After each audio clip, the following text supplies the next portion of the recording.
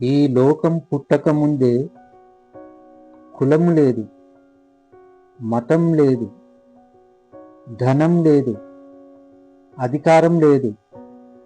ఉన్నది ఒకటే, మనిషి శ్వాస. ఆ శ్వాసకు సాక్షి,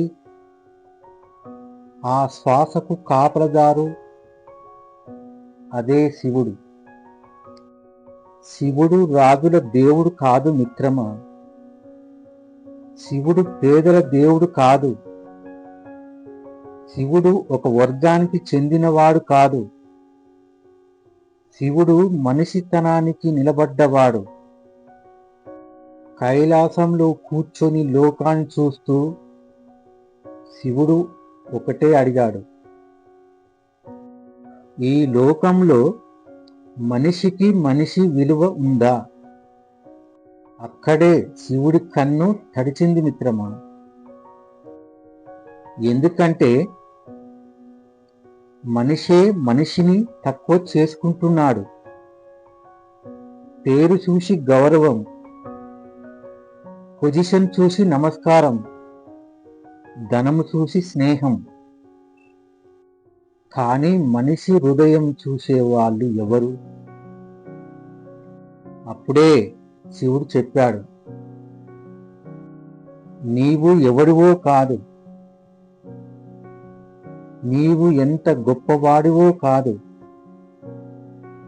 నీవు ఇంకొక మనిషిని ఎలా చూస్తున్నావో అదే నీ భక్తి.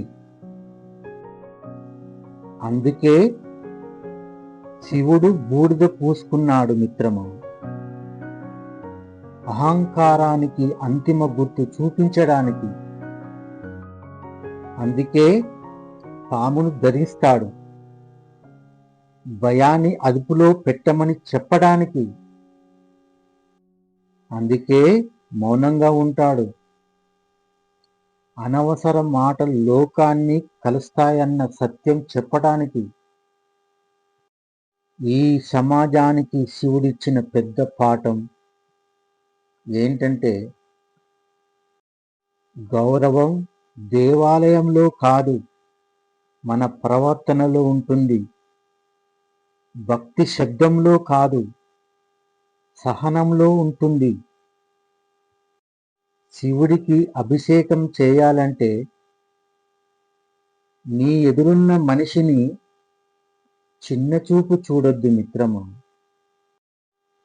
శివుడికి నైవేద్యం పెట్టాలంటే ఆకలితో ఉన్నవాడికి ఒక ముద్ద అన్నం పెట్టు. అదే శివతత్వం, అదే శివభక్తి, అదే ఈ లోకానికి అవసరమైన సత్యం. శివుడు దేవుడిగా కాదు మిత్రమా, మనిషిని మనిషిగా చూడమని మనకి బోధించిన మహాగురు. హరహర మహాదేవ, శంభో శంకర.